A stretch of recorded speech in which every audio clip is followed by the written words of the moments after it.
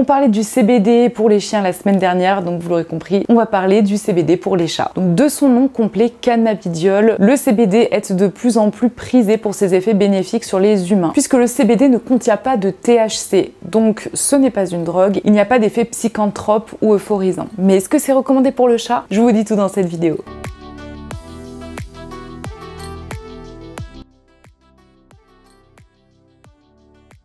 Eh bien, au même titre que les humains et au même titre que les chiens, le CBD a de nombreux bienfaits chez les chats, notamment les chats qui sont agressifs ou anxieux. Le CBD va permettre de les apaiser. C'est une bonne alternative aux phéromones apaisantes, aux fleurs de bac par exemple, si ça ne fonctionne pas de votre côté. Le CBD va également permettre d'améliorer l'état du poil et de la peau de votre félin, aide à soulager les douleurs articulaires grâce à ses vertus anti-inflammatoires. Il contribue à réguler le système digestif si votre chat est fragile de l'estomac ou souffre régulièrement de troubles au niveau du transit. Mais le CBD participerait également à réduire les fréquence et l'intensité des crises d'épilepsie si votre chat est sujet à cette maladie lorsqu'il est utilisé en complément du traitement habituel, et aiderait enfin à soulager les traitements anticancéreux qui peuvent parfois être lourds, notamment la chimiothérapie. Et bien le CBD permettrait de rebooster un petit peu l'animal, son appétit, son énergie. Donc vraiment pour toutes ces choses-là, le CBD est de plus en plus présent dans le milieu animal.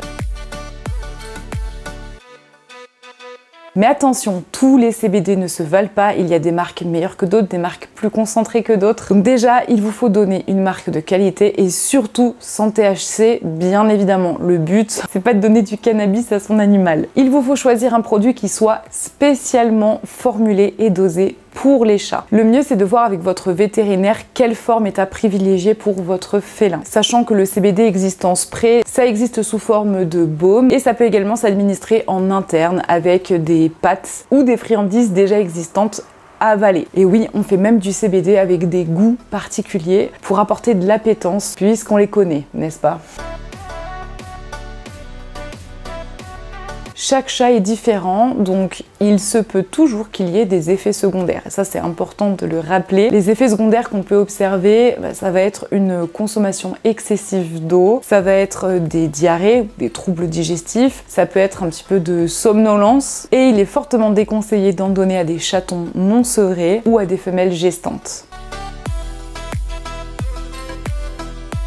Le dosage exact doit figurer sur l'étiquette et vous devez absolument bien lire et bien respecter ce qui est écrit. C'est très important pour ne pas surdoser. Et si vous avez un doute, le mieux, encore une fois, c'est d'appeler un vétérinaire qui vous aidera à déterminer les dosages qui varient en fonction du poids et du gabarit de votre félin. N'hésitez pas à me dire en commentaire si vous utilisez du CBD sur votre chat, sous quelle forme, pour quelles raisons et surtout, est-ce que ça fonctionne? Quant à nous, on se retrouve la semaine prochaine pour une nouvelle vidéo. Assure au poil.